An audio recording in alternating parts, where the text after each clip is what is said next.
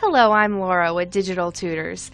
In this series of tutorials, we'll learn the process for building motion graphics that integrate with live action footage. We'll also learn how to composite those motion graphics with the footage in a way that can make even the most graphically styled elements feel real. We begin by learning how to bring footage into Cinema 4D so that it can be animated over.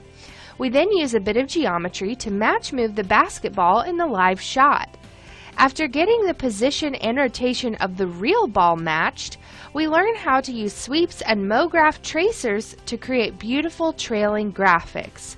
Along the way, you'll learn some great tips for reducing your poly count in these situations for lightning fast renders. We also learn how to render this project to get the best render with the most useful passes for our composite. Once we move into After Effects, you'll learn how to use simple effects and rotoscoping to bring the basketball fire to life.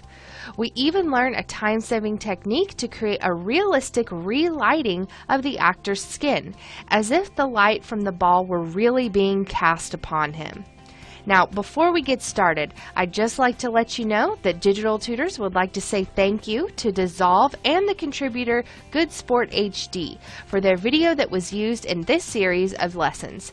You can access this same video and thousands of others at dissolve.com. And by the end of this course, you'll learn how to use both Cinema 4D and After Effects to create amazing motion graphics that follow along with live action footage in a believable way.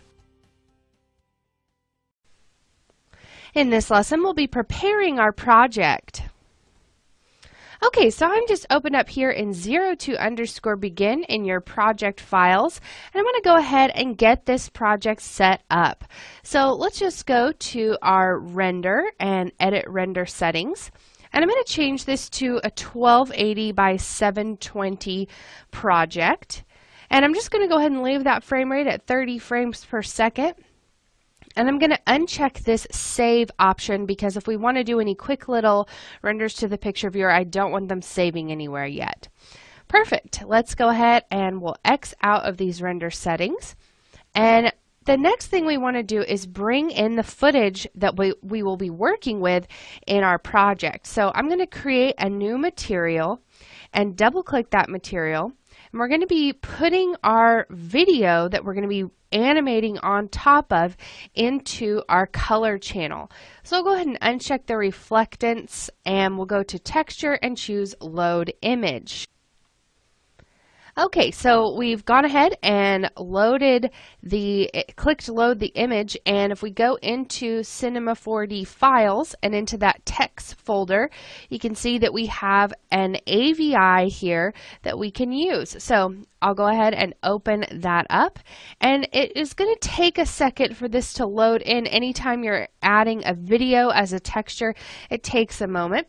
There it is. You can see that's showing up. Now there's a couple of things we need to do to get this to start working for us. But before I do that, before you see the importance of those steps, let's just go ahead and see what happens if we try to put this in our perspective view. So I'll go ahead and just X out of this. And not to take a major detour, but the way that we're going to be watching this video is on a background object. So we need to add that background object first to be able to see the video. So let's just come up here to our floor button, left click and hold and drag down to background. And then we'll just take that texture and drop it on the background object. Now, a really cool thing about this is that no matter how I rotate around the scene, that background object is always going to stay the same. So you don't have to worry about being lined up just perfectly. However, once you start animating and you have a camera, you want to make sure that you're staying in place with that camera and you're not moving it around, or your render won't match up in the end. Now, if I hit play, you can see that we're not able to see any movement here, and we know we added a video. It was an AVI, so there's something we need to change over here in our material options. Another issue is that we're only getting to frame 90. By default, we get 90 frames on our timeline, but this clip is actually 177 frames. I just know that because I've been working with it. And there's another way that we can see actually how many frames that clip is equal to in our settings. So let's go find that number and let's set this up so we can watch it actually play back here. So I'll go ahead and pause again and we'll double click to open that material. The first thing I want to take care of is I want this to be able to play back. So you'll go down to the editor option and choose animate preview. And that's going to allow this to play back for us. Now I'm going to go back up to my color channel and click the little postage stamp we see for our video. And now we've got some options for this video. Now I don't really need to change the exposure or anything like that. So I'm going to go to my animation tab and you can see now we've got a few pieces of important information. So one of them is that our timing is set to exact second. And our other option is exact frame. So I'm going to choose that because I want this to be more accurate. We also see that our movie end frame is 177, so I can come in here and change this to 177 so that we have the accurate amount of frames on our timeline to work with. And we also see the movie frame rate is set to 24. Now because we're working in a project that is 30 frames per second, I'm going to go ahead and change this to be interpreted as 30 frames for the movie. Now I'll also go ahead and hit calculate to just kind of recalculate the way that all of that is working together now that we've changed a few options. And once that hourglass is done and it's finished calculating, now we're ready to close the material editor and hit play, and we can watch this clip play back. Very, very cool. Now, one thing I just want to point out to you was that that piece of footage was an AVI, not an MP4, and sometimes Cinema 4D has trouble playing with MP4s when you're using it as an animated texture. It works much better with .avis.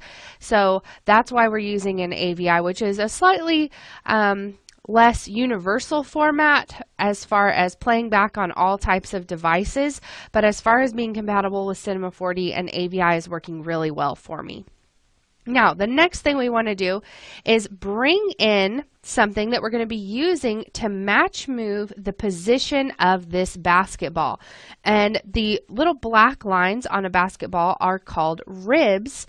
And I have a little project in Cinema 4D that is just the ribs of a basketball, and we're going to be using that to be able to kind of match the movements of this basketball so that later on when we get to After Effects and we start compositing, we have something really cool to work with. So to be able to get to that, we'll go to File and choose Open, and I'm just going to come in here to your Cinema 4D files, or rather your reference files. There it is, and it is a Cinema 4D file. It's the basketball_ribs. You'll just want to select that and open it, and it's going to open as another project. Now, one of the first things I want to do is whenever I have this selected and I'm in object mode, you can see that the axis is down here at the bottom. And for us to be able to get some good animation, we want that axis to be right in the middle. So I'm just going to middle click, and we can come in here to this front view, and I'm just going to click the enable axis, and we'll move that up right there into the middle. Perfect. So maybe just a little bit higher there. And that's going to just allow us to have a slightly more accurate animation. And it's going to be a lot easier to work with. So then I'll right click, or rather just select the ribs and hit Control C. We can just use keyboard shortcuts. So select the ribs, hit Control C, then we'll go to Window and go back to our 02_begin Cinema 4D project. And we'll hit Control V to paste. And you can see there are the ribs. Now I'm also going to add a camera that we will look through from now on. So you can kind of position this however you want it to be. And then looking through the camera, you'll want to do that. So you want to have this little white object checked on here. And that looks pretty good as far as sort of matching up with the floor. Now, we don't actually have a matchmove shot to work with as far as a solved camera. This is a really hard shot to solve because it has mostly only rotational values and it's got a lot of wide open spaces, which is just kind of a perfect storm for a bad solve. So because we're not solving the camera and we still need to have a camera, I'm just going to place the camera in here and we'll add a protection tag. So you want to go to Tags, Cinema 4D, Tags, and choose Protection. And that's going to keep us now from being able to rotate the camera around. I'm holding Alt, left clicking, no rotation. And now I can start to come in here and get this basketball and the threads, or the ribs rather, kind of matched up with the ball. So you can kind of see what that would start to look like when we started doing this. Now there's a few other things I need to add to this to get it in place, but let's just go ahead and move on to our next lesson where we'll be matching the ball's position and rotations with the ball in the shot. So we kind of have everything set up and now we're getting ready to start matching those animations. So stick around and we'll be doing that in the next lesson. In this lesson, we'll be matching the ball's position and rotations. Okay, so let's go ahead and get this in place a little bit better. Now, one thing that I want to do is really just use kind of the first 60 or so frames of this as sort of just an establishing shot. So I don't even want to really start matching up these animations until frame 60. So that's going to make our job a little bit easier. And I can just come in here and start matching up that rotation and putting these ribs into place. And you can see I'm running into a little bit of an issue here where the back of the ribs are sort of interfering with the front and it's hard to tell what's what. And there's a tag we can add to those ribs to help that from happening. So with the ribs object selected, we'll go to Tags, Cinema 4D Tags, and add a display tag that we can then check on the back face culling option. So if you check on Use, you'll see the back face is now kind of just a little bit less visible. You can still see it kind of disappearing back there, but it makes it way more obvious what's what and makes it a lot easier to work with. So now I can much more quickly get this ball into place and be able to start using it much more efficiently. Okay, so this is looking pretty good, but our rotation is still a little off. So let's switch over to rotation, and I'm just going to kind of pull this around, just trying to get that into place.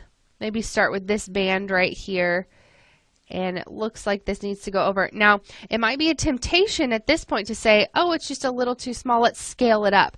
Now, that is not going to give us an accurate representation of the depth we want to get out of this. So don't use the scale once you get this into place. Don't mess around with the scale, just only use the position coordinates to get it where it needs to go. And that is a little bit more challenging, but we'll have a way better result when we start compositing it later on. And you'll also notice that these ribs get a lot closer together in the middle than what we have on the real basketball, and that's okay. Don't worry too much about that. We just want to get it as close as possible so that we're matching those positions and rotations. Okay, this looks great. Let's go ahead and select our ribs and go to the coordinate tab, and I'm just going to key everything in for the positions just by control clicking those little dots, and also the rotation. So position rotation is keyed for frame 60. And then let's go to our next major keyframe. So that's going to be kind of where this hits the ground right about there. So then let's start messing with this to get that into place. So you can see it's really actually quite a lot of just hand done work here, and that's okay. That's really what this is about, is getting this as perfectly matched as we can, all done by hand, so that once we start compositing this, we have a really beautiful final result. And that actually looks like that's matching up pretty closely. You might want to rotate that around just a bit there, but that looks great. So let's go ahead and key there as well. Now you're going to notice that in between, this isn't matching up perfectly, so you'll need to add some more in between keys. But let's move on from here and just kind of get a little bit farther. So this is going to be a challenging part because you can see this starts to rotate backwards. So I would recommend rotating every few frames to kind of just get your bearings a little bit, because it can start to get a little confusing for where you were. And when you're only working a few frames at a time, it does make it a lot easier to keep up with rather than scooting way ahead or behind on your timeline. Now, I'm going to go ahead and key this, but I'm not positive if I'm in the right spot. So I'm going to key here, and then we'll just move back one frame and kind of watch this. So you can see sort of what you have to do is match it up frame by frame to be able to see that movement. So I'm here, and then I'm going forward one frame right here. And it's just a very subtle change, but it can be harder to see how that ball moved. So just kind of right in there. And if you're working on this on your own computer, it will be a little bit easier for you because you'll be able to make this window bigger so you can see those threads a little bit more clearly, a little bit easier. Okay, so that looks pretty good right there. So we'll go ahead and key that. And that's just going to make those transitions easier when you start figuring that out. So you can see that is a little bit easier to tell where the ball is at and how it should go. Now, I am not going to make you watch me match move this for all the frames. I know you might have been getting a little bit excited about watching 50 lessons of me doing this all by hand, but that's too bad. I'm not going to show all of that. So what we'll do is just move on to our next lesson where I will have this magically completed, and then we'll get to move on to actually using the information we get out of having this match moved basketball and the camera already in place. Everything's there. It's magic. So that's really going to speed our process along. As practice, you should go through and work on match moving that yourself, and you'll really have a better understanding of how the ball is moving and how the rotation is working. And one thing that's also helpful when you're going through and doing this yourself is to go ahead and, even though you're maybe trying to gauge the rotation, leave it in move mode, because then you can see these axes. And if you're in this world mode, it's not going to work, the coordinate system. But if you're in object mode, you can see how it's rotating, and it gives you a better idea of if you've added way too much rotation. So if I maybe just went way forward here and said, okay, you know, this needs to go down like this, and then pull this forward, you know, and I just kind of am going too fast and skipping ahead, I would be able to tell really quickly if the ball was moving more than what I was giving it time for. So let me just kind of show you the downfall of doing that. So if I key that there, you can see that the ball is obviously spinning way more than what I'm doing, and I can just barely, you know, see any of that movement. So you can tell a lot easier when those axes are sticking out that if it's moving properly, or if you've added too much rotation. So it kind of goes both ways. So that's going to be a tool for you to be able to use to help your match moving. And we'll come back in our next lesson. This will all be done, and you can skip ahead or work on that a little bit on your own. And we'll just be back in the next lesson to create a sweep of the ball's path using some interesting tools and techniques. In this lesson, we'll be creating a sweep of the ball's path.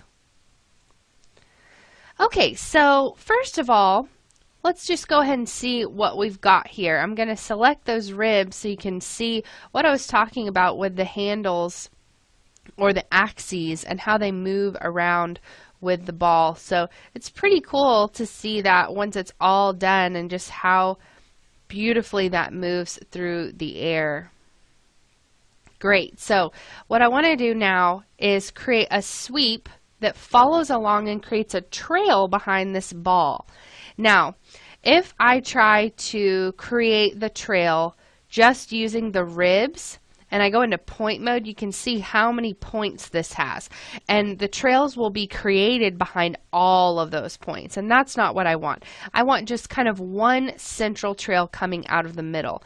So the easiest way to do that is just to copy and paste the keyframes we have on the ribs object to a null object.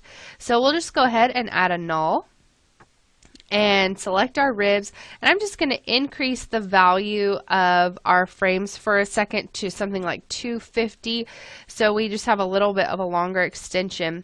And then I'm going to drag a box around these guys, and then just kind of moving back there, I'll right click, copy, and then go to the null and right click, paste.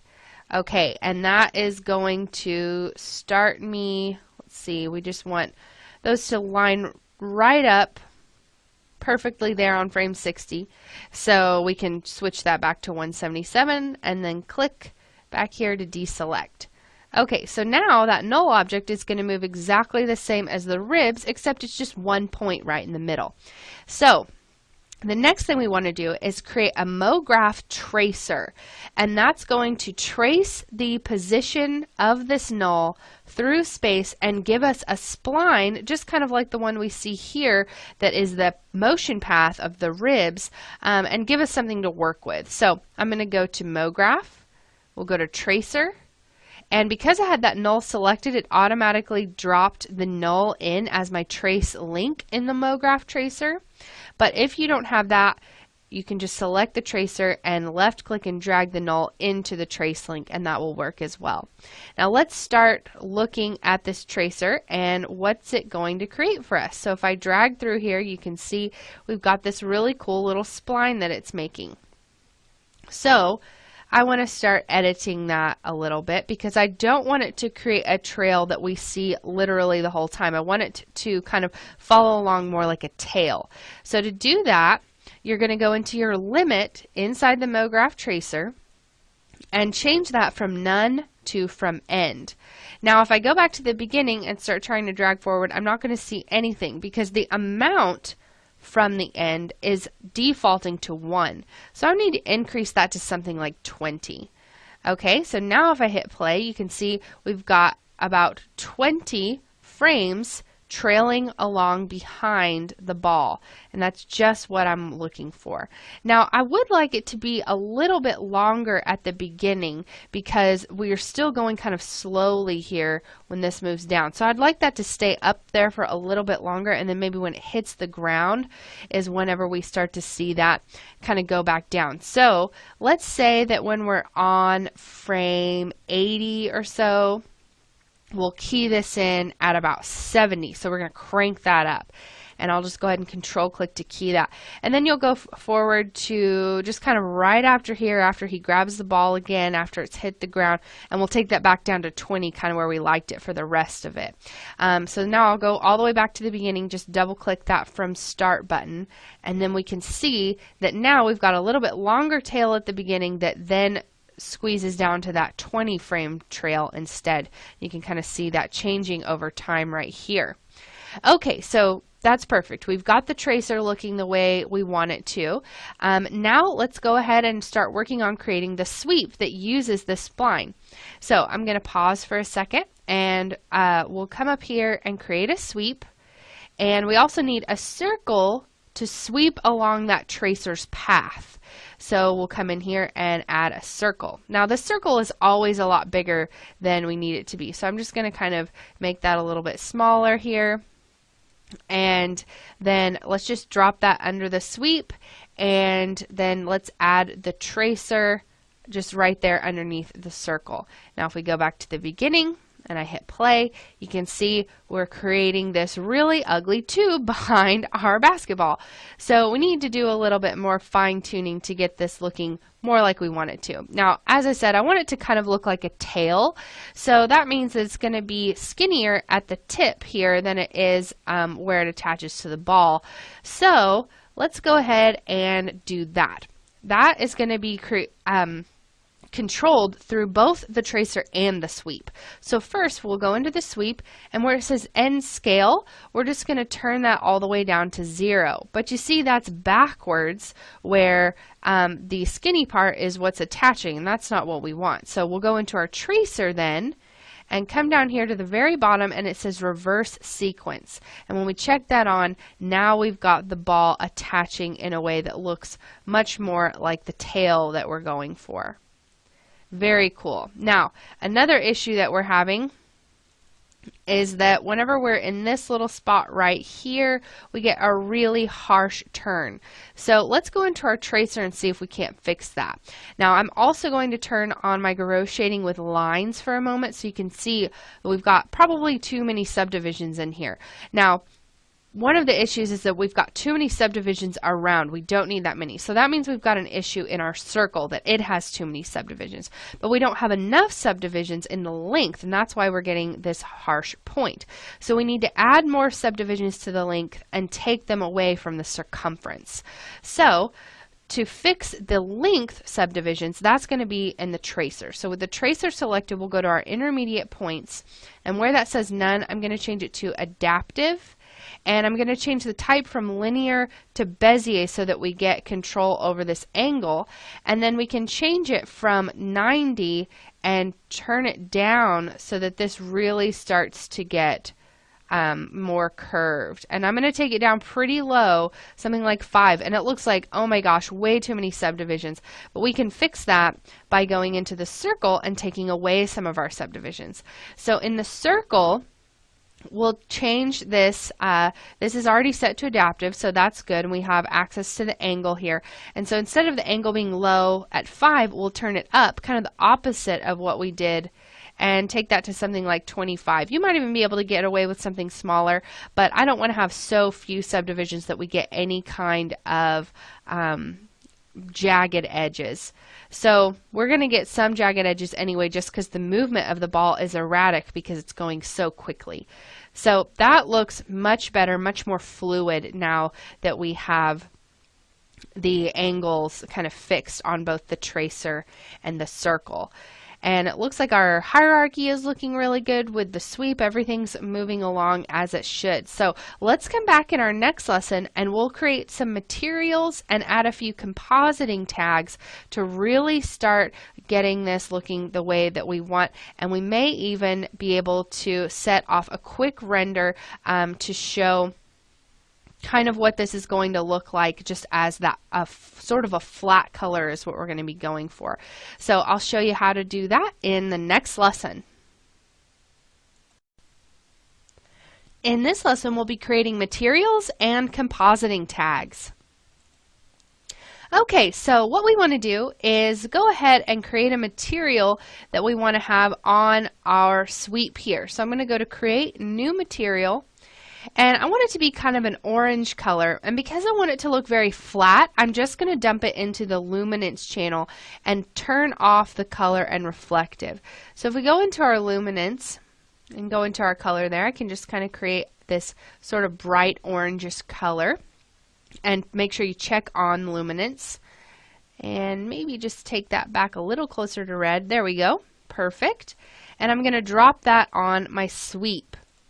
Okay, so if I go back to the beginning and I start scrubbing through, you can see what this kind of looks like. Now, one of the issues I'm getting is that this tail looks like it's beginning kind of inside the ball and not like the whole ball is really glowing, and that's really more of what I want to create with this. Now, once we get here, it's not as noticeable, but we still just kind of are having an issue at the very beginning when that looks really flat.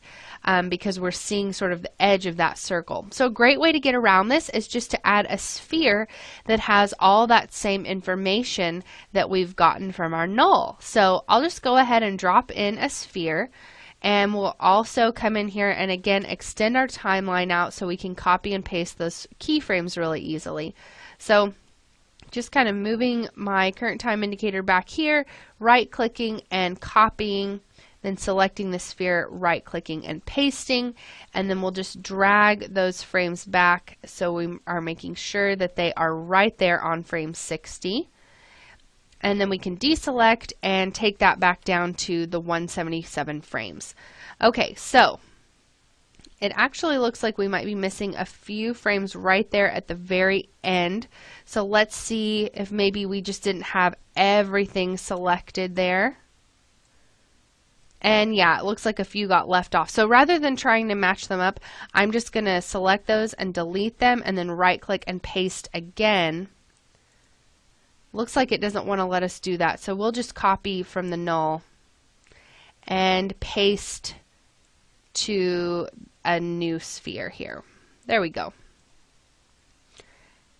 So we might need to extend that timeline just a little bit more because our frames kind of got away from us. So just pulling that back down there and making sure we have all of them perfectly there on the edge. Okay, so that just took a little bit of extra time, but we want to make sure we've got all the frames, and there we have them all the way to the end. Okay, perfect. Now we want to get the size right for this sphere. So I'm just going to go back to the beginning and then kind of scrub forward to when this very first starts to move down right about there, and then we'll grab our sphere and go to our scale. And I'm just going to scale this down so that it's kind of right inside of the threads. So I don't want it to cover up the threads, or rather the ribs. I just want it to be kind of right inside there. So you can see that's what it looks like. It just doesn't have a different color to really distinguish it. So I'm going to go ahead and add a color to the sphere, and then you can see if you're kind of obscuring it a little bit easier. So just right inside of there. So no faces are being obscured, and that looks pretty good right there. So now what we're going to get is just a little bit more realistic looking sweep along that ball. But one issue that we have is that the ribs are obscured now by that sweep, which we really didn't care about as much earlier. You didn't notice it. But that's going to play into how we render this, because I want to have a really clear visibility of just the ribs and then a really clear pass that just has the color. So that's going to require us to render this out in two separate passes. We're also going to want to be able to cut this orange out from the background. We are not going to be rendering our background out with this color out of Cinema 4D. We'll want to composite them together in After Effects. So what we need to do is add some compositing tags to our sphere and our sweep and actually turn off the ribs and the background for now. So I'm going to turn off their visibility in the renderer and the editor, and then in the sphere and the sweep we want to add a compositing tag that will allow us to render an object buffer. So we'll go to Tags, Cinema 4D, Tags, and we'll go to Compositing, and we'll go to Object Buffer and check on Buffer 1, and then you can just control drag that down to your sweep. So now we've got both the sweep and the sphere located in Object Buffer 1, and you can kind of see what this looks like, and it looks really, really good actually. So let's go ahead and do a quick little test render, just one frame, to see what it looks like. So we'll go to our render settings, make sure that's just set to the current frame, we're not saving it, and let's just see what happens. So I'll just hit Shift R, and you can see if I move this over here, the color looks great, but if I move to layer, I don't see my object buffer. And that's because we need to add the object buffer in as a multipass. So let's go back to our render settings, and we need to check on multipass, and then when we're in our save over here, you can see multipass is now available when it's checked on. Then to actually get the multipass to work, we need to go into this little multipass button and add our object buffer, and it's automatically going to default to group ID 1, which is what we want. Okay, so now we've got our object buffer, and we've got our multipass, and we've got our save. It's just not checked on to save, but we have it there. So now let's go ahead and try that little test render again. So I'll hit Shift R again, and you can see already we've got something different happening over here. So I'm going to switch over to single pass, and you can see that I can click between my background and my object buffer, and that's perfect. That's exactly what I wanted it to look like. Okay, so now we're ready to start rendering this. So let's go ahead and go to render and edit our render settings because we need to say where we want this to save to. So I'm going to check on the save and we'll come over here and click our little dot dot dot so we can define the path for the save. Okay, so I'm here in your project files and we'll go into your reference files folder. I'm just going to right click and create a new folder and we'll call this color and buffer. We'll do buffers plural because we're actually going to end up with 2 buffers. Okay, so then we'll go in here and this one I clicked on the dot dot dot for the color.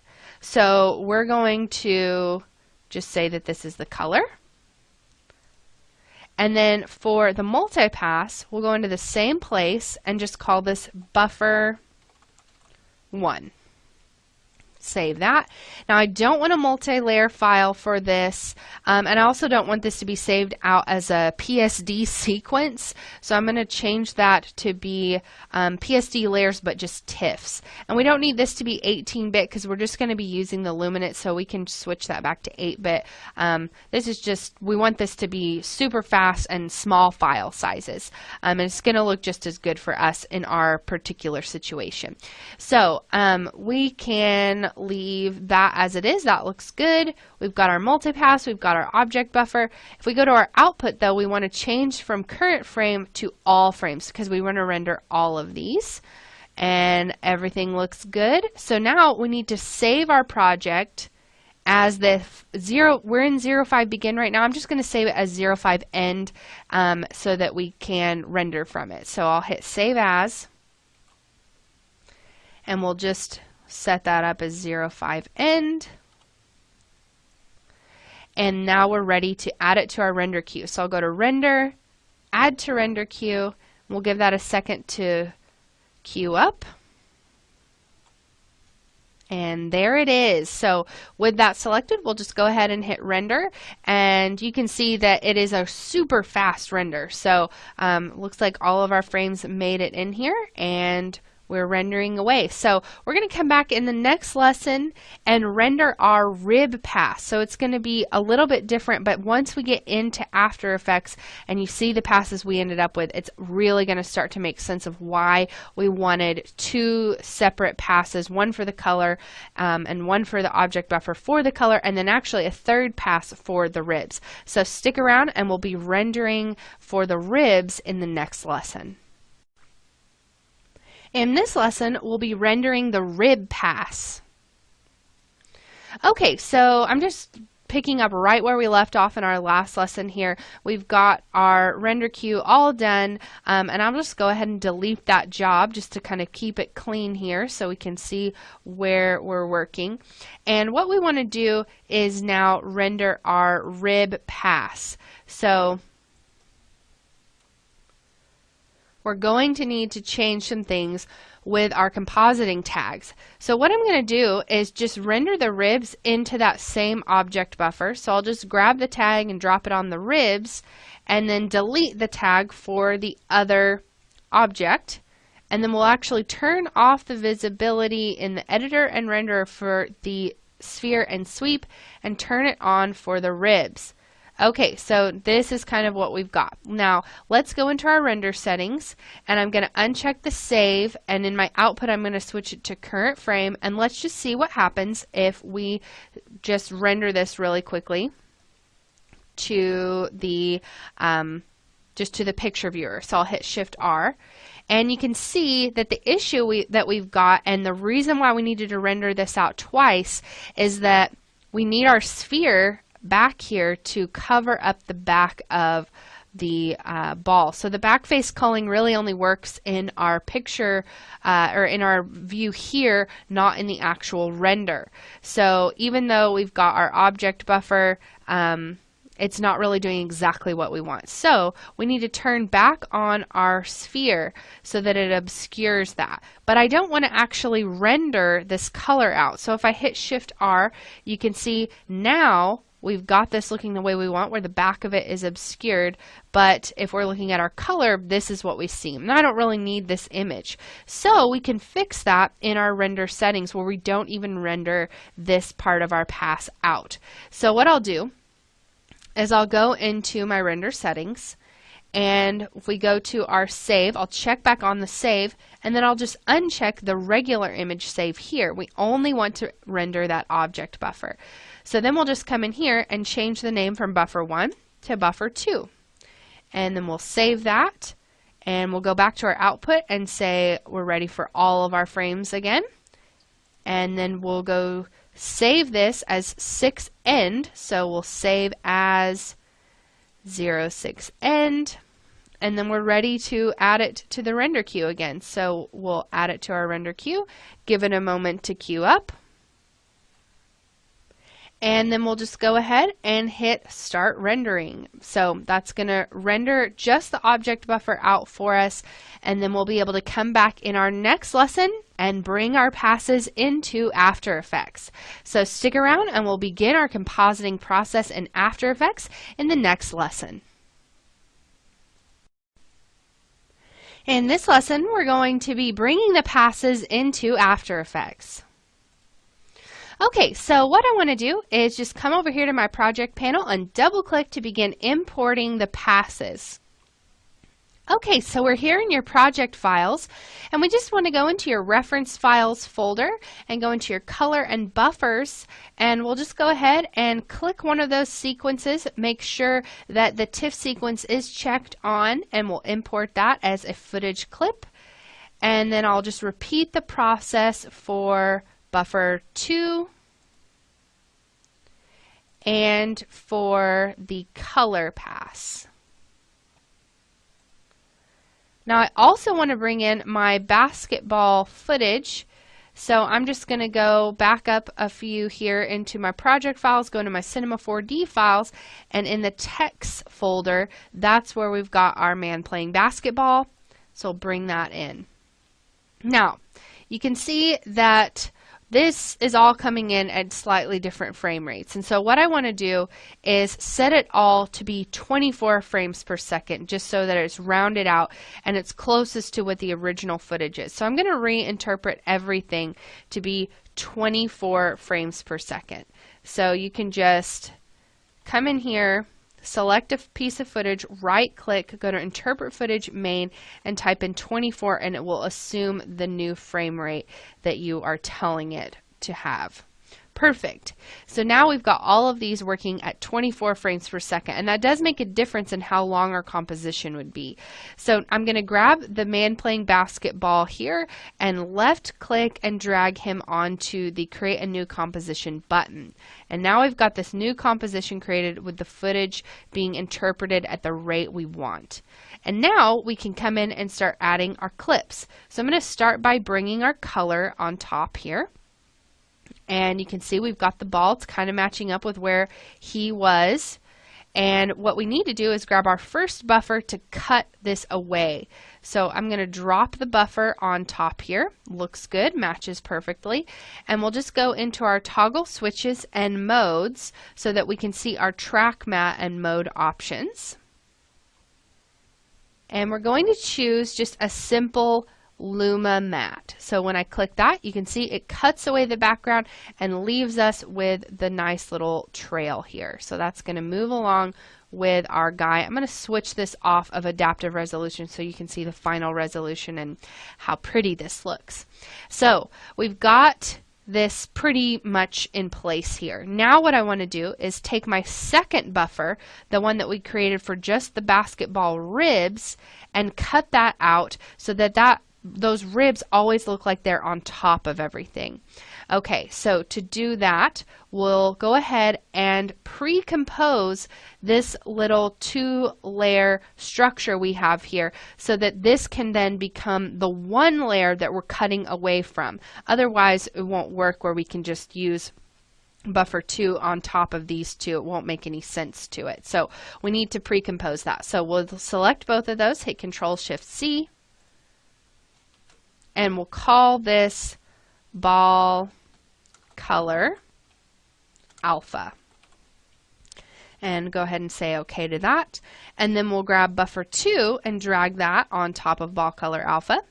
And we'll do the same thing where we add a Lumimat. And it looks like actually for this one we'll want to invert it because we want to be cutting away. So if I come in here, you can see we've got the color of the ball coming through. So that's perfect. That's exactly what we are wanting. So let's go ahead and play this back. And you can see that now we've got a nice little cutout on top of everything, and it always appears to be in front, which is exactly what we want. Okay, so now I'm going to shift select both of those layers, and we'll control shift C and call this ball cutout. Okay, so now we've got our ball composited on top of our footage, and we're ready to start adding some really awesome effects that are going to really start bringing this ball to life and making it feel more integrated with the rest of the shot. So the rest of the course is going to be about how to get this to look integrated and not just kind of slapped on top of everything else. So in our next lesson, we're going to come in and start adding some glows to this ball to really make it feel like it's not just this graphical thing, but that it has some energy and some power to it. So let's come back in the next lesson and we'll begin adding glows to the ball. In this lesson, we'll be adding glows to the ball. Okay, so let's go ahead and open up our effects and presets panel so that we have access to the glow. And that's going to be the glow that's here under stylize. So we'll go ahead and grab that and drop it onto our ball cutout layer. And then I'm going to change partially the way that this is being affected. So I'm going to zoom in a little bit here. And I'm going to change this from being based on the color channel to the alpha channel. And you can see how that kind of changes how this looks. It's more around the edges. So we'll be able to really start seeing a very different affect than probably what you're used to when you mess with a traditional looking glow. I'm going to turn up the glow threshold so that we get a little bit more of that kind of yellow, so you can see sort of what that looks like. So not all the way to 100, but pretty close right in that area there. And then the glow radius, I'm going to leave the same. Maybe we can turn up the glow intensity just slightly. And then we'll leave where this is being composited as behind, and we'll leave this as add, and it's going to automatically change kind of those options from what they originally would have been had we not changed that to alpha channel. And then if we want to maybe mess with the color loops a little bit, we can come in there, and you can see the more you add, kind of the more little edges you get. So maybe something like 3 would be kind of interesting, so we get sort of this nice little hot edge right around there. And then I want to add another glow on top of this one, so I'm going to add a second glow here, and then we'll just kind of go in and start editing this one as well. So again, I'm going to increase the glow threshold this time so that we get some of that orange back, and then we'll also increase the glow radius, so this is going to come out quite a bit farther, but we'll decrease the glow intensity so it's not quite so much. There we go. And then we'll leave these settings the same, the color loops the same, all of that. Now this looks okay, but it doesn't feel integrated still, but we've got a really nice glow thing going on here. But one way that we can make this look much better is by changing the mode from normal to add. So that's really going to help it to feel more like it's actually here, and when we're scrubbing on top of things, you can kind of see through it, and this just feels way better already. Now, I think that this could really stand to look a little bit less yellow and a little more orange. So I'm going to add another effect called hue saturation. And if we just drop this on, it's actually going to come after everything else. And I want it to happen before the glows are applied. So I'm going to take it up to the top. So your stacking order of effects should look like this, where hue saturation is at the top. And then we can just come into our hue and start to drag this over to the left, and we get a much more orange look. And if you change your mind and decide, hey, I don't want this to be orange at all, you could pick a lot of different colors here. So I'm just going to very slightly tweak that to about -14 so you can see the difference in the yellow. And I think this just helps the glow to stand out more because we get the heat, but we don't have so much of kind of the other issue going on that we were seeing where the yellow and the white almost looked like the same color.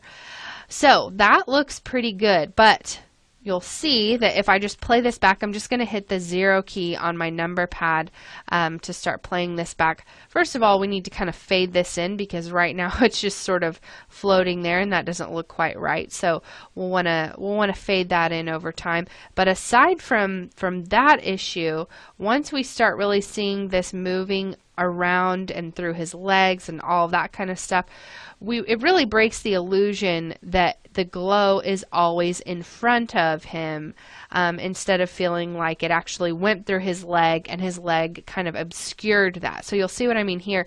Here the ball is behind him, but it appears on top. So that really breaks the illusion that this is actually happening and that the glow is kind of moving in and around him. So we are going to need to do some rotoscoping to kind of cover up what we've got, kind of how this is interacting with his body. So what I want to do is come in and start masking the leg and the hand to really begin creating that effect. So we'll come back in the next lesson and begin creating some of those rotoscopes. In this lesson, we'll begin masking the glowing ball. Okay, so what I want to do is go ahead and begin masking this glowing ball.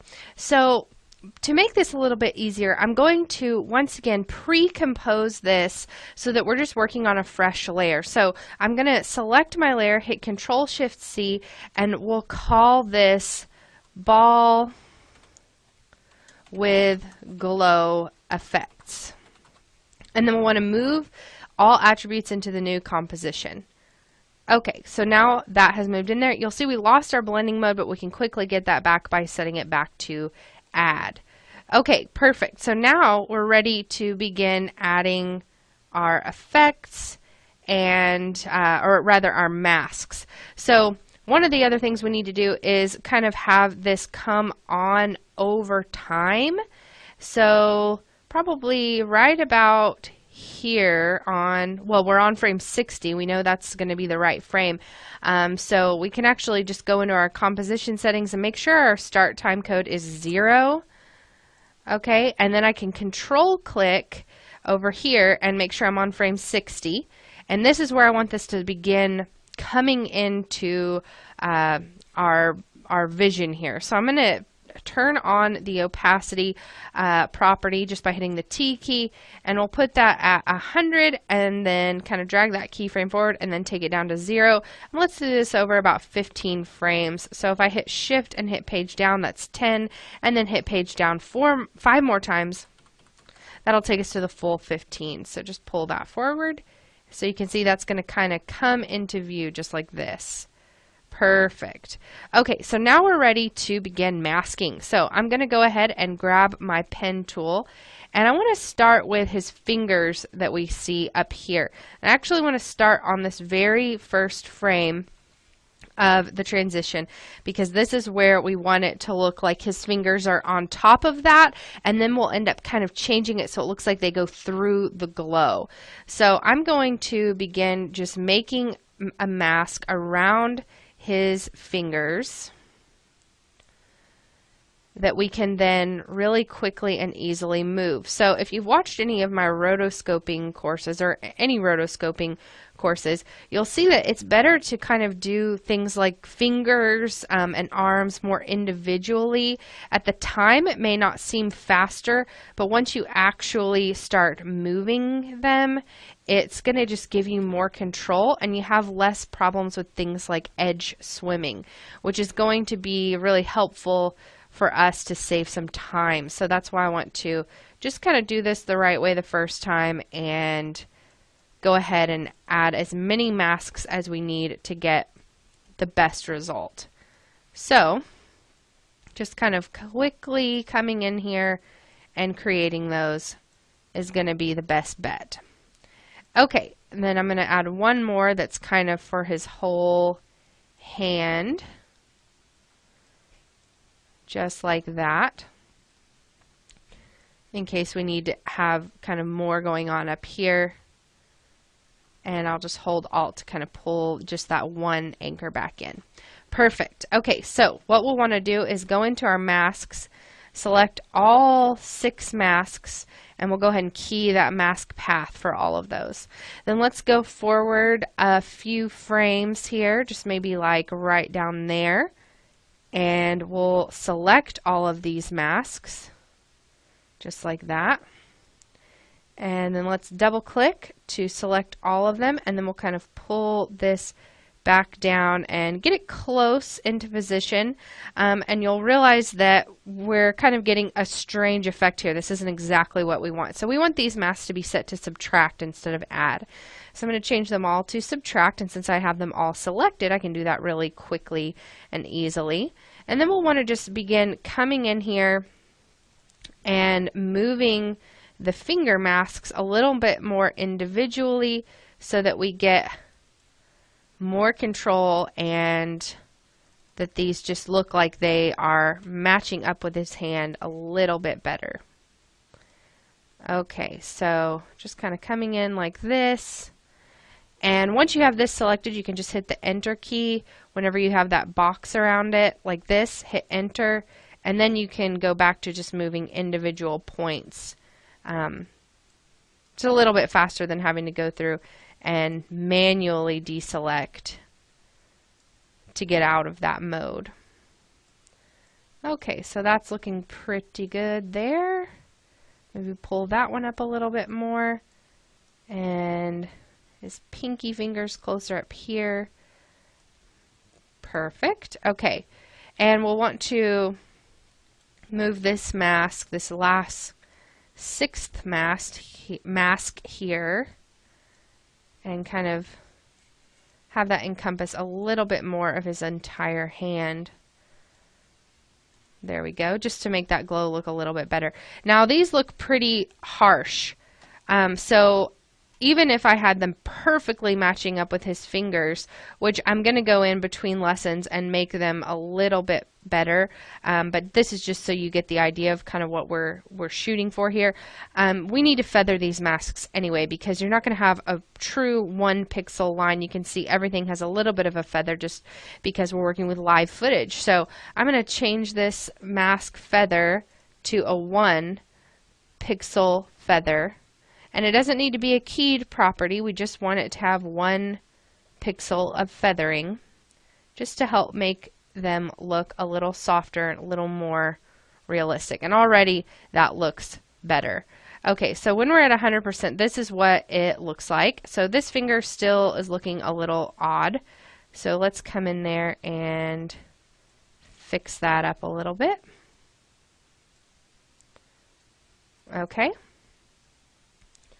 Okay, better. So now we'll want to go in between there and kind of start getting these masks to match up better with the rest of his hand. So again, we'll just select all the masks and double click and move. And again, this is going to be one of those things where I know you don't want to watch me rotoscope his hand for hours and hours.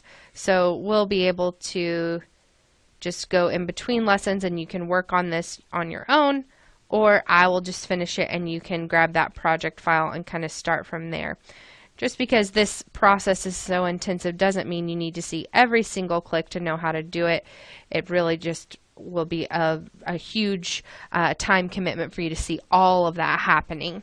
Okay, so we've kind of got the idea here that our mask is moving with his hand, and we'll need to kind of pull that through, but not too much further than really what we've got here, because what I want to have happen is that in this amount of time, especially once we get to about right here, I want his fingers to look like they have passed through this little tail. So we can do that by adding some expansion to our masks, and it will actually be negative expansion. So I'm going to go ahead and key the expansion property for all the masks when I'm right here on the first keyframe of the mask path, and that also is the first key of the main opacity of the whole ball and its transition to being visible.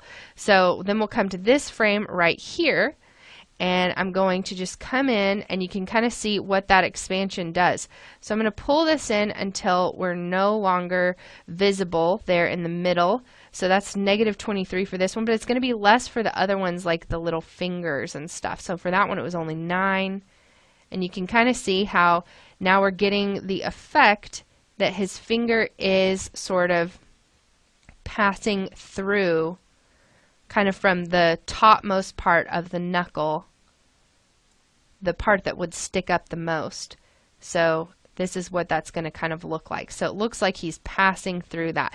And you may want to kind of adjust that a little bit if you want it to happen a little bit later, but this is just the part where we have the mask keyed, so it's easiest to see.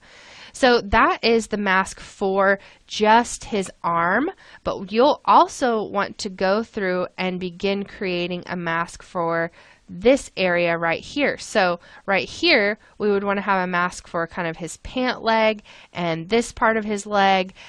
So lots of masking needs to occur for that to happen. Now, one quick thing I want to show you, I'm just kind of quickly drawing this, is that again this one needs to be set to subtract, but just for this part of the leg, let's say, you know, I have that keyed with the mask path there, but anything that would come before that, even though it's not on his leg, I don't really want to spend a lot of time getting this to match up perfectly with his leg right here, because I don't need it until later. So one thing you can do is before that, when the ball, before it goes behind anything, you can have a keyframe that just kind of pulls it off screen, and then in the next frame you can bring that in, and it'll just be like a little 1-frame transition for that leg to become obscured by the mask. So that's really a helpful little technique when you're doing a lot of masking like this and you want to save time. So you would go in and make that a little more perfect and add another one for his pants. So I'm going to go in between lessons and get the masking for our glowing ball, for his hand and arm and everything, and get those all worked out so that when the ball is passing behind him like this, we are not seeing it. So that's quite a bit of rotoscoping to get done. And it's not something I want to take your time up with watching. So we'll come back in the next lesson and that will all be finished, and then we'll begin talking about how we want to relight the ground. So stick around and we'll be doing that in the next lesson. In this lesson, we'll be relighting the ground. Okay, so I just want to take a moment right here at the beginning of our lesson to show you kind of what I did with the rotoscoping. So we can just kind of watch this through here. I just hit 0 on my number pad, and you can see how now this feels so much more integrated with all these rotoscopes, and there's quite a few of them, just to kind of get him here at different spots and just making that look more integrated, how they kind of pop on and off so that none of them are in the way when they shouldn't be. So you can kind of see how that works. So now we're going to be helping this ball to look more integrated by creating kind of a little gradient sort of looking light that's going to follow this around. So right now we have a shadow, which is still, we can't totally get rid of the shadow, but just having a little bit of light that will track along with us on the ground is really going to help to make that look a little more realistic. So let's go ahead and get started. So I'm going to come in here, and just right here where it hits the ground is really where I want to focus on just getting this started. So I'm going to create a new black solid. So go in and create a solid, and you want to make it solid black. And then I'm going to open back up my effects and presets panel so we can grab ourselves a gradient ramp effect. So that's going to be this one right here, gradient ramp. You just go ahead and drop that onto your black solid. Now, for this to look like a light, we need it to be a radial ramp shape instead of linear. So go ahead and switch that. And then you'll want to go ahead and just kind of bring that into the middle like this. And then we also have an end of ramp option that we can kind of come in. So this is how we sort of get to decide how big this is going to be. So I'm going to pull it up here so it's kind of closer to the edge but not falling off of the edge. That's really important. And then this, you can see kind of how that works as far as how those two little targets work in conjunction with one another. So what we want to do now is change the coloring of this. So I want the inside of the ramp to be kind of an orangey color so that we have sort of this light. And then the outside I'm going to make black. Okay, so that's why we were kind of doing the black solid so it would be easier to tell. But let's go ahead and just rename that black solid by right-clicking and choosing rename.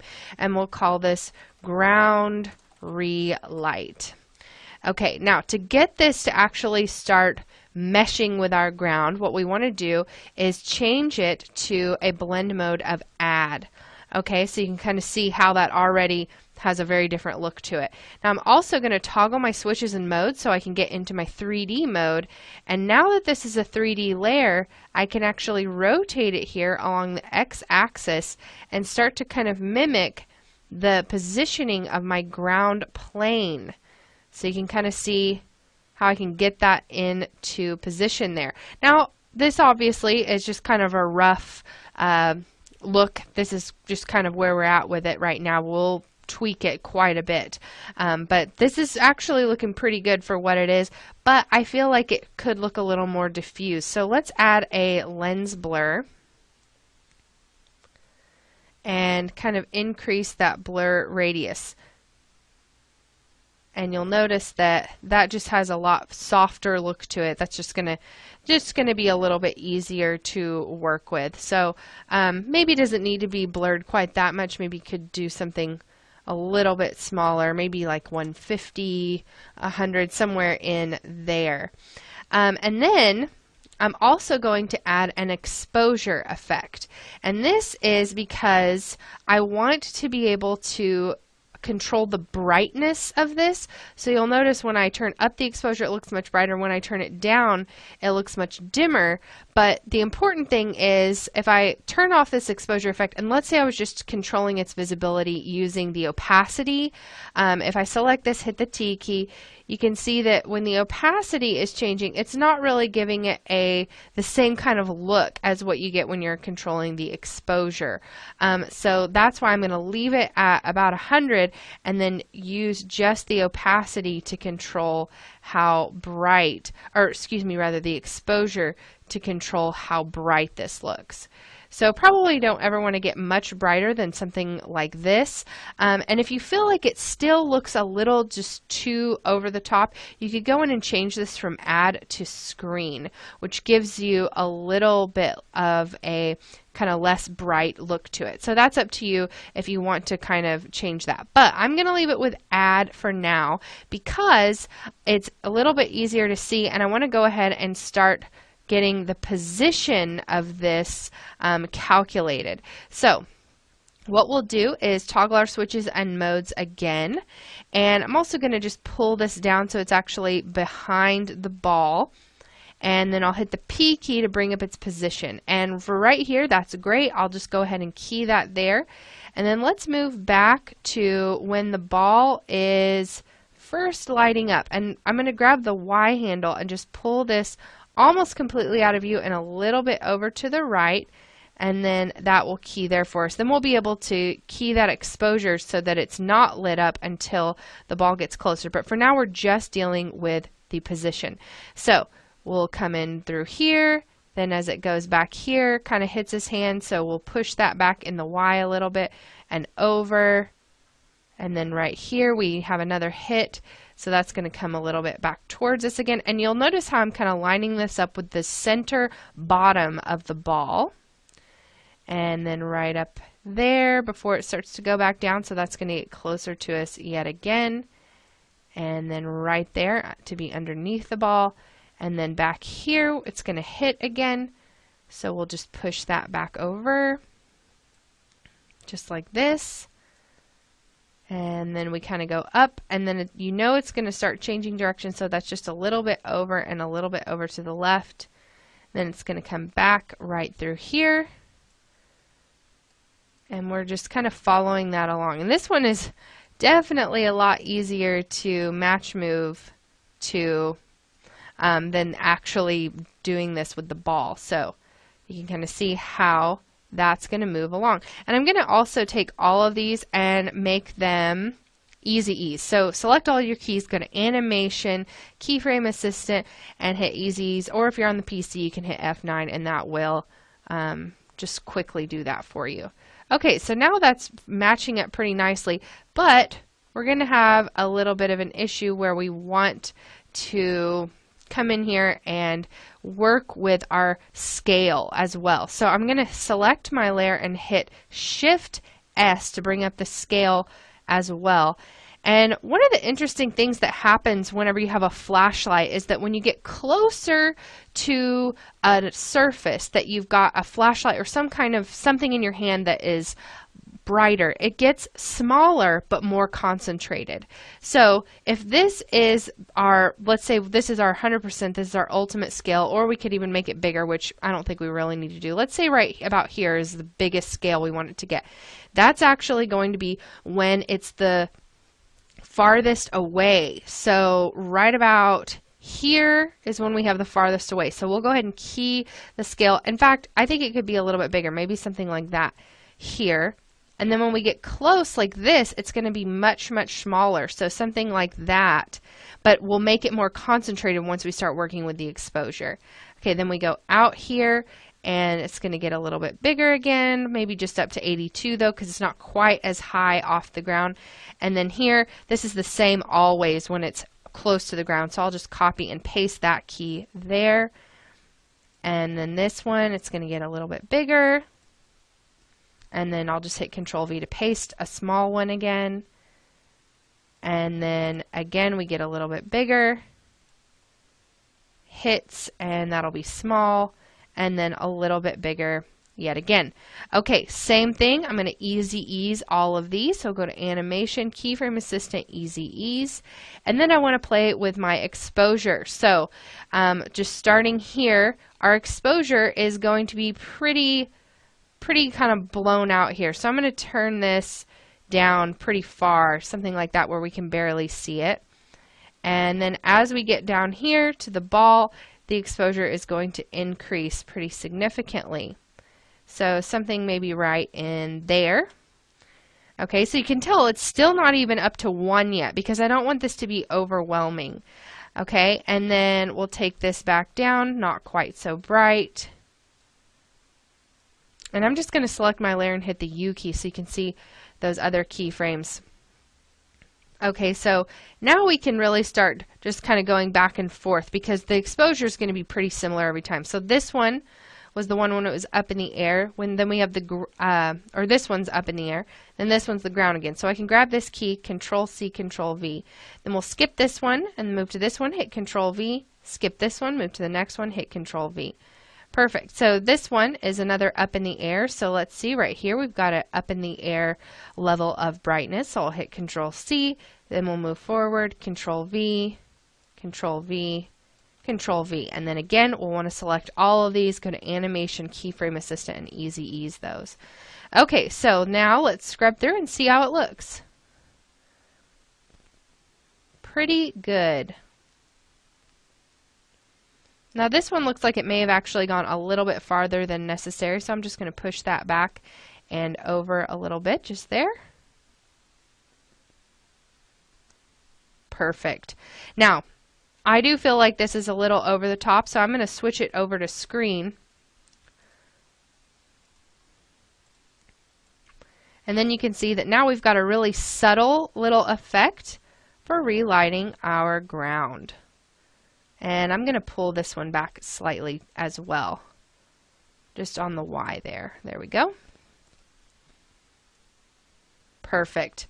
Okay, so that looks great for relighting the ground. In the next lesson, we are going to begin the process for working on relighting his legs. And we are going to be doing that by creating some really tight rotoscopes around both of his calf areas. So we'll just take a little bit of time to begin that rotoscoping process in the next lesson. And then I'll show you how we can reuse those rotoscopes in a really creative way over the next several lessons. So stick around and we'll be rotoscoping to relight the legs in the next lesson.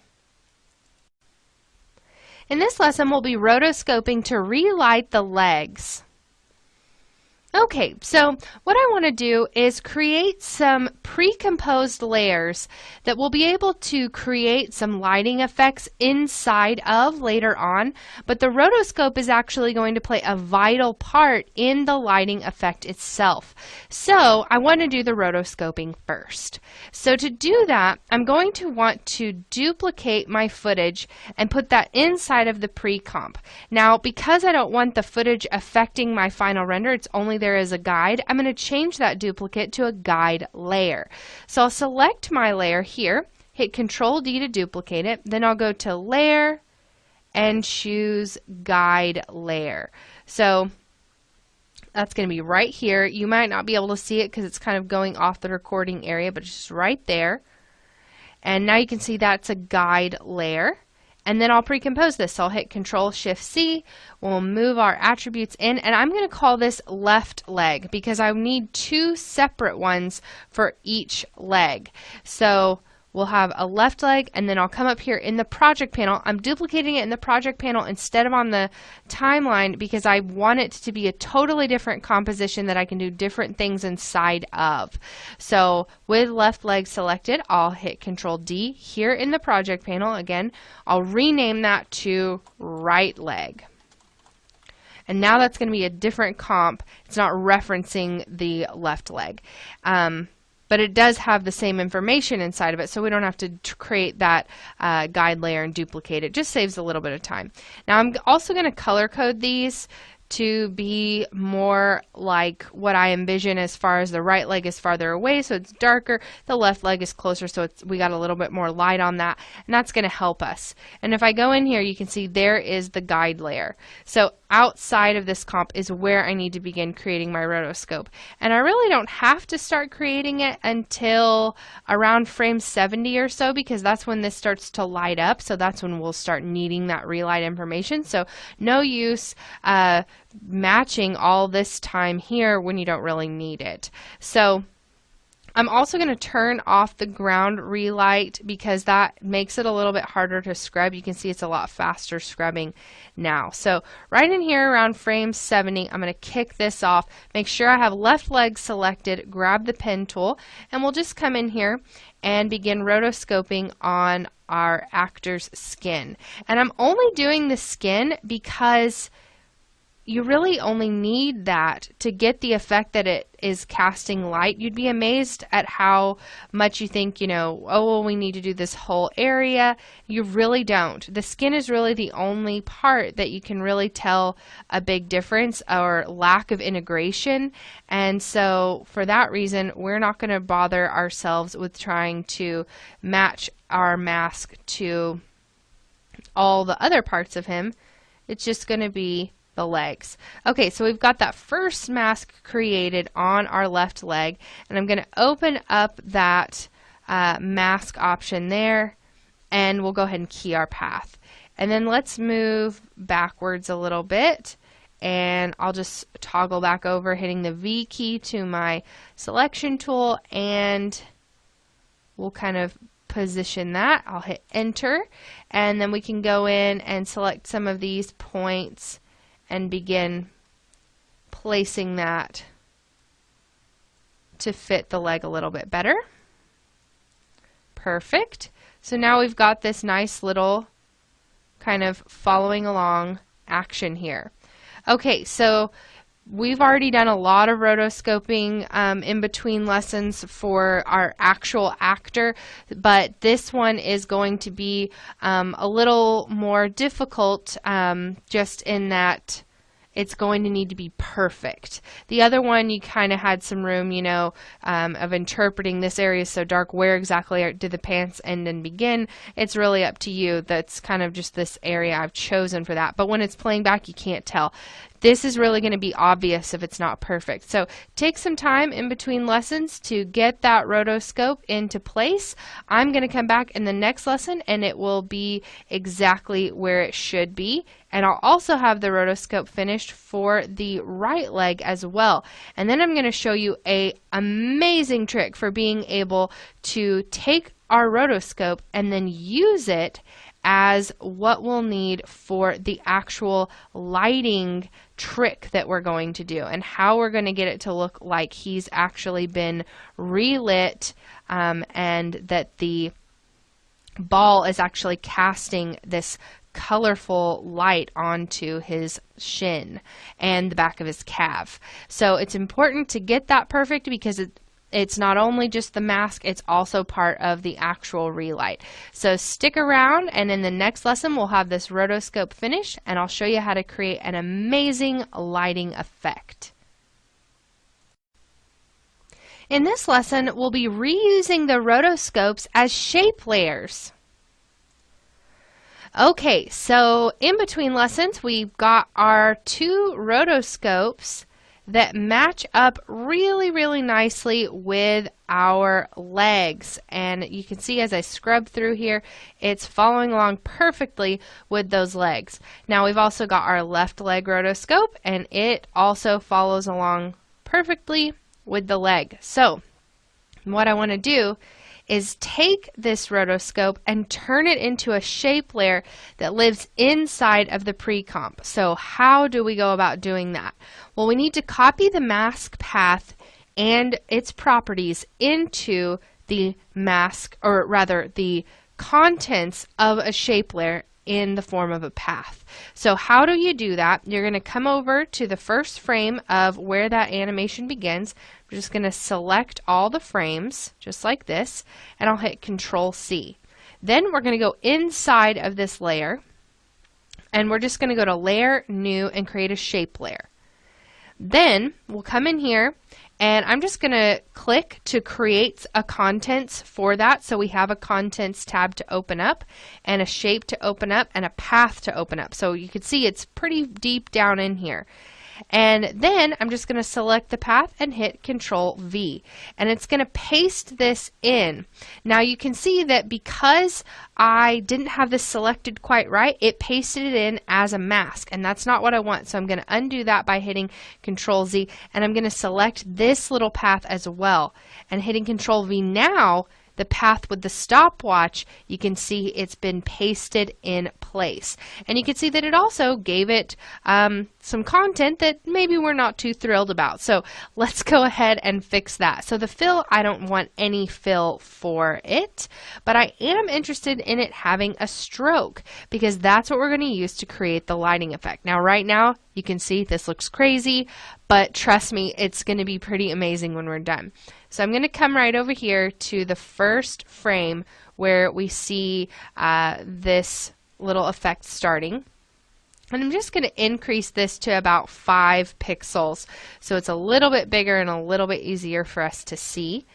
And what I want to do is, whenever the ball is, on the side here, just like that, where it would be illuminating his leg, I want this line, but I only want it for right here. But there's going to be other times when, say, the ball is behind him, like here, where I'll want this side of his leg to be illuminated.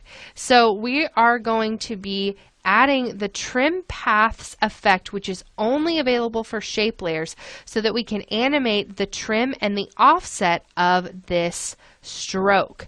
Pretty amazing. So we're going to go to Add and choose Trim Paths.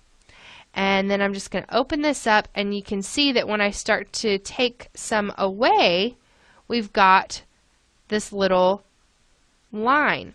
Now I can also animate the offset property, and I'm just going to do that right now so that I can make sure that this is just kind of starting right there in the corner. And then I can animate however much end I want it to have. So right in there is perfect.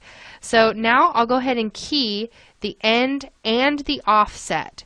so that we'll be having this relight happening where we want it to. So for the most part, that looks pretty good. We could probably say, you know, right here, we'll want to, let's see, we'll go back a frame right before that kind of comes up, maybe right in here, and set another keyframe. And then when this really starts to look like it's too much, we'll go ahead and just push that offset down a little bit like that.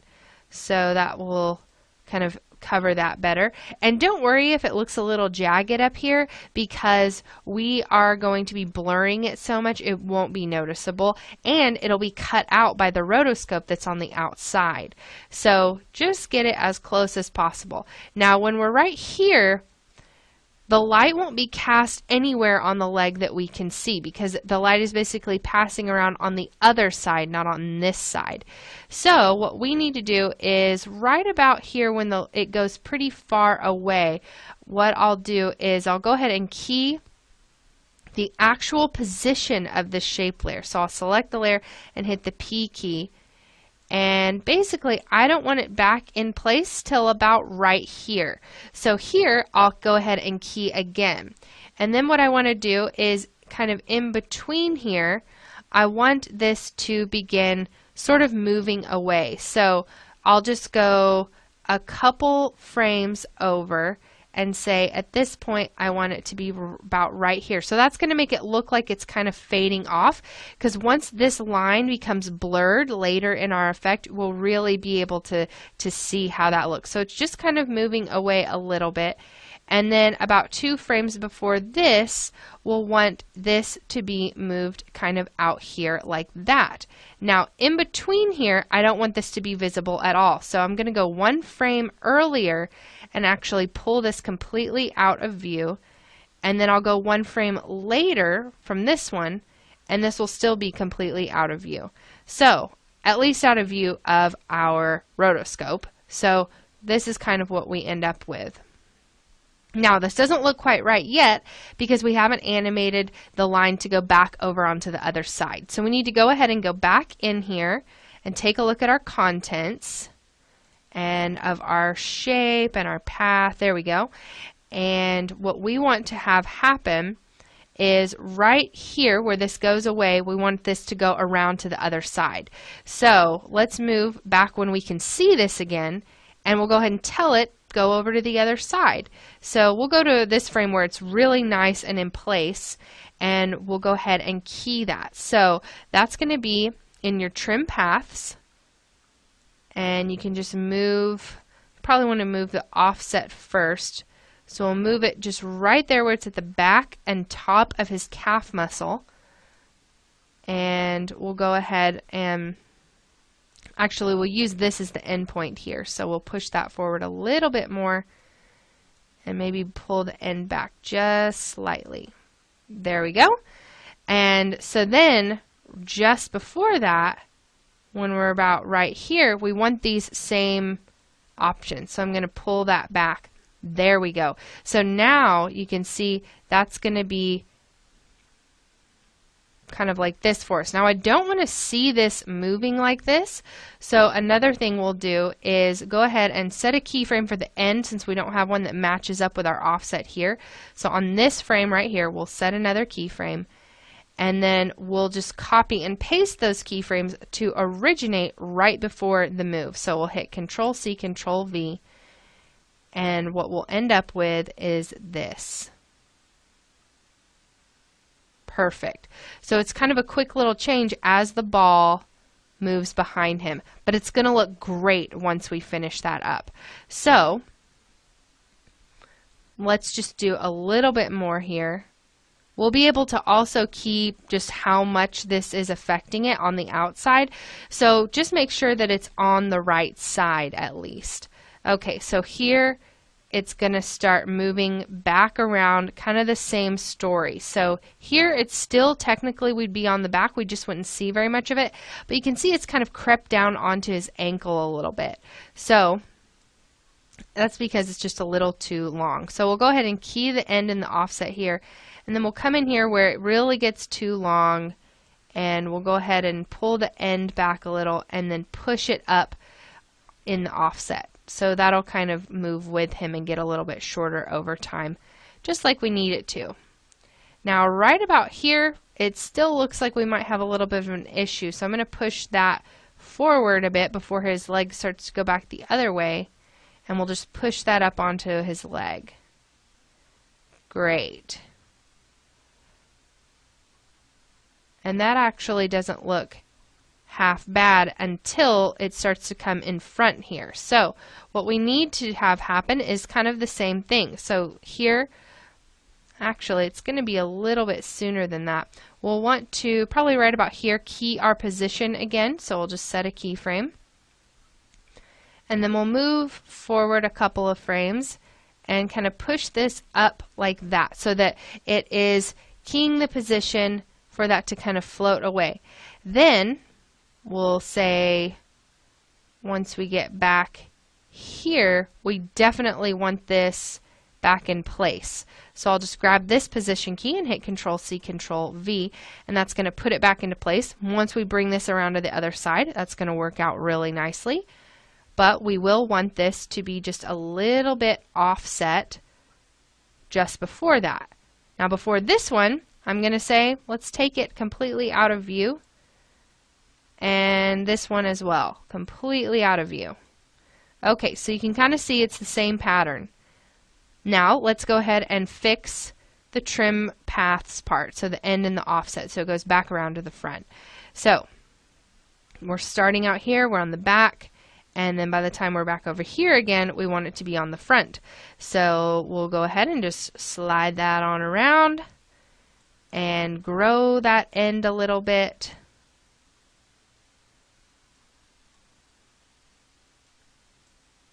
And just pull that into place. Perfect. Okay, so again, we don't want to see that kind of wormy thing happening. So what we'll do is say right before here, when we're back in this position, this is where we already want this to be. So I'll grab those keyframes and just pull them back into place. Now here they're perfect, so we actually might need to edit them a little bit for what we want here. So that's easy to do. We can just push that on around and give it a little more room with our end. And that still looks pretty good. I don't think we need to mess with that too much, but if you want to, you can maybe just a little bit by pulling that back and growing that out a little bit there. Great, so that's going to go behind him, then come down and into place. Perfect. And by the time we get to that last frame, that might be a little bit much, but again, it's going to be cut out, so don't worry too much about that. And if you need to change it later, you certainly can. Now, this same process we need to repeat for the other leg. So we're going to do that between lessons, so we end up with exactly the same thing on the inside of the other leg as far as copying and pasting the mask path from the right leg to the inside as a shape layer. So you can kind of see when we're on the outside here what that looks like on his leg. That's not the final effect. We'll be finishing that off and making that look really pretty for both legs in the next lesson. But between lessons, do go ahead and practice this technique of grabbing the mask, creating it as a shape layer, and then animating the trim paths property to the front and back over time. Okay, so stick around and we will be working on duplicating the strokes and softening them in the next lesson. In this lesson, we'll be duplicating the strokes and softening them. Okay, so I want you to see what this looks like with both of the inner shapes completed on the legs. And you can see they don't match up at all until frame 70, and then it's kind of just like this magic happens and everything starts working together. Now remember, we have the stroke inside of the rotoscoped layers. So that's why we see the rotoscopes, and that's why it can look maybe a little thicker at times than others. It's just depending on how it's overlapping with the rotoscope, especially right here where the light follows along with the ball. So kind of on this leg, you can see I took a different approach because the ball is close to the leg. I wanted to see that transition instead of making it go off screen for a second. So one other thing to keep in mind is that this leg is behind the other leg. So even though we have a rotoscope keeping it from falling off the edge of the leg, the rotoscope for this leg also needs to be affecting the back leg because I shouldn't be able to see the back of this leg through the other leg. So I can really quickly and easily fix that by just moving to that first keyframe of the left leg mask, and I don't even need the other options here that I've keyed, the feather and the expansion, all that stuff. Just grab the mask path, hit Control C, and then go to the right leg and hit Control V, and now we'll have that same mask just now on the other leg. But instead of having it set to add, we need to change it to subtract. So that way it'll cut it away when we don't want it. So you can see now when this goes behind, it will disappear. And that's exactly what we want, instead of having it being visible like it was a moment ago right there. Perfect. Okay, so now that the masking is taken care of, let's go into our left leg and start playing around with our lighting effect.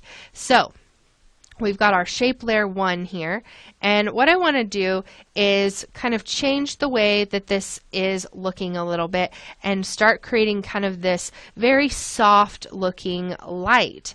So what I'll do is duplicate the stroke and use some other colors. So this original one I'm going to go in and change to kind of an orange color. So just kind of the most quintessential orange in After Effects is going to be FF6000. So that's kind of just the perfect right in the middle orange. And then I'm going to duplicate this layer, Control D, and come in and change this one to a more yellow color. And I was playing around with some colors earlier, and FFD E00 is going to be a really nice yellow, just kind of pretty typical buttery looking yellow. And then I'm going to duplicate this again and just make this one white, the one that goes on top. So you can see how that will kind of create a gradient. Now already this is starting to look kind of hot just because we've got a little bit of that color peeking through. But we can do even more by changing the stroke widths. So the stroke width of the white one I'm going to turn all the way down to like 2 pixels. The yellow one I'm going to take down to 3 pixels. And then I'm going to leave the orange one at 5. So you can see how that's starting to create, again, this kind of hot, almost neon looking light. And that's way too harsh. So let's go and open up our Effects and Presets panel, and we're going to grab some lens blurs. So we'll drop a camera lens blur first on the orange layer. That's the bottom one. And I'm going to blur this even more. So I'm going to take this up to like a 13, so you can see it's pretty soft. And then for the second one here, we'll also drop this on, and this one will increase just a little bit from the default.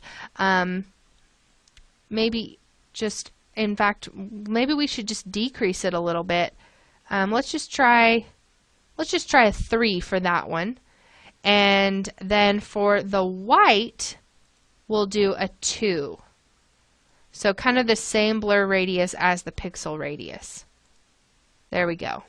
So you can see kind of how that's creating that very soft looking light. But it's still maybe not soft enough. So what I'd like to do now is select all 3 of those shape layers. We'll hit Control-Shift-C, and I'm going to call this, in fact, I'm going to cancel that really quickly. I'm going to do it with all these layers. We'll hit Control-Shift-C, and we'll call this lighting shapes. Okay, and then we'll add a camera lens blur to this, and that's going to help to really start to soften that out. And we can even increase that a little bit more, something like maybe 15, really going to make this a very, very soft effect. And then let's maybe just add a glow to it and see how that looks. We'll just drop that on. So that's going to make it a little bit brighter, but it's going to help overall with just kind of reinforcing that it's going to be a little bit hotter on the inside and cooler on the outside, hence those colors. Okay, now let's jump out to this outer screen here, and you can see we've created this little lighting effect on our guy.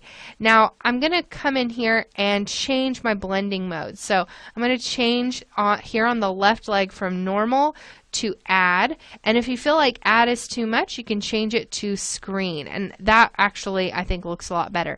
Now if you're feeling like this is too much, you can go in and turn down the opacity. So I would definitely recommend turning the opacity down to something like right in there. And also at this point the ball is pretty far away, so we don't want it to be relit right away, but right in here, this is where we're really wanting that effect. And then it's going to move back, you can see, and then it's on the back of his leg.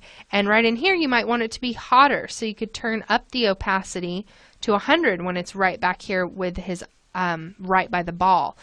And if you feel like you're not a huge fan of the color, maybe you could add a hue saturation to that leg.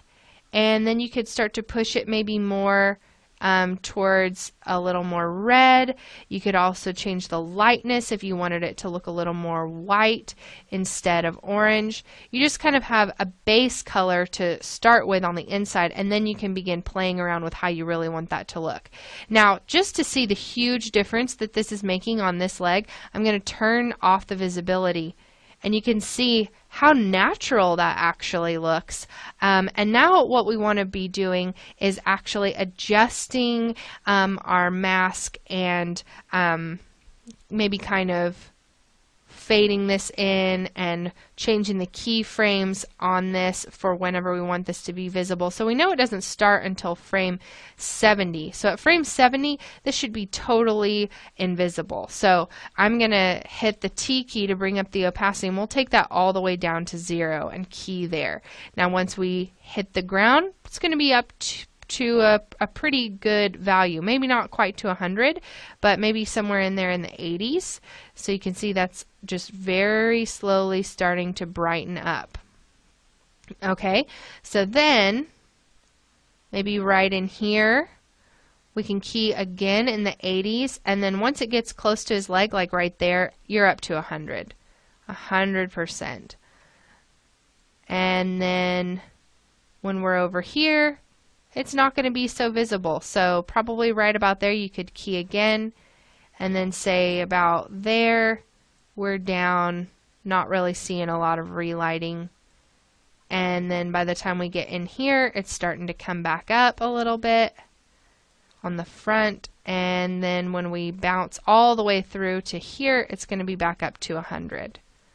Okay, so you can see we just really quickly keyed that opacity to help with this. Now let's come back in the next lesson and we'll finish kind of doing this same process on the other leg. I really want you to get that reinforced because it is a little bit difficult. So we'll be finishing up the process on the other leg in the next lesson. In this lesson, we'll be completing our lighting effect for the legs, and we'll be able to see what it looks like once that effect is duplicated over to the other side. Okay, so we've got a little bit of work cut out for us in getting these two to match. So first things first, I want to just go ahead and key the opacity while we can see this really clearly here. So we'll hit the T key on our right leg, and we'll take this down to 0 and key that. And then again, once this gets down here, this one isn't going to be quite so bright, so I'm going to take that down to a lower value. That's at something like 60. Okay, so at least that first part we'll have, and then we'll finish up the rest of those opacity keyframes once we get the inside looking good. So let's go into our right leg, And remember that we've got kind of this shape layer here, and I'm just going to duplicate this a couple of times. And remember, the first one will make our orange color, which is FF6000, and we'll leave that at the 5 pixels we had it at. The next one is going to be that yellow color, which is FFDE00. And then that one's going to go down to about 3 pixels. That's where we were on the other one. And then we've got white at 2 pixels. Okay, so that should be looking familiar to you. And then we'll do our lens blur just like we did on our other layers. So the first one, we're going to have that blurred at a 13. The next one we have blurred at a 3. And then the last one we have blurred at a 2, same as the stroke width. Okay, then we're going to pre-compose these.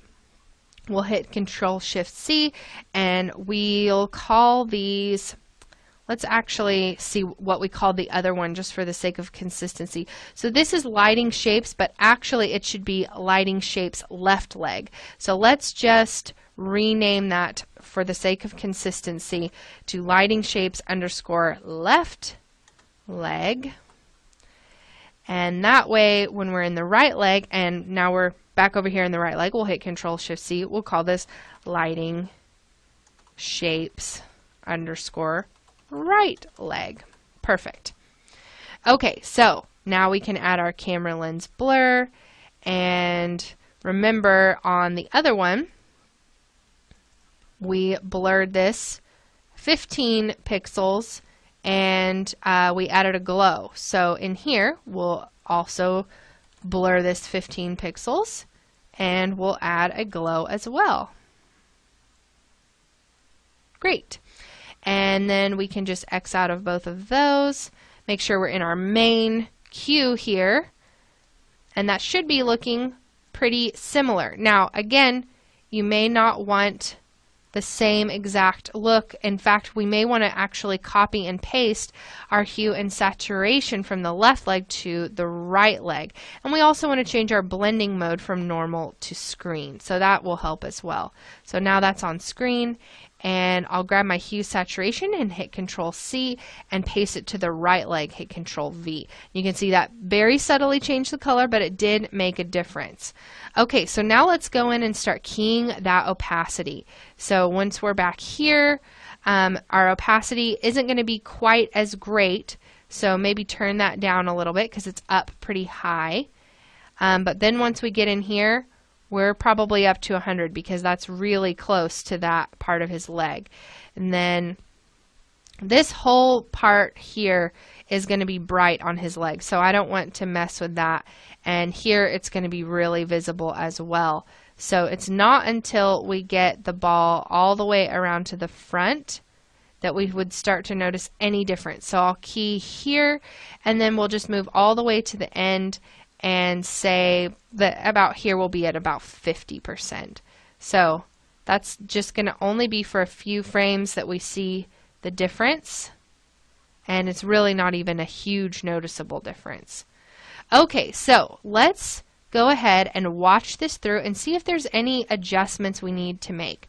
So I'm going to pause the recording for a second. I've hit the 0 key on my number pad. Actually, it's previewing pretty quickly, so we can just watch this through.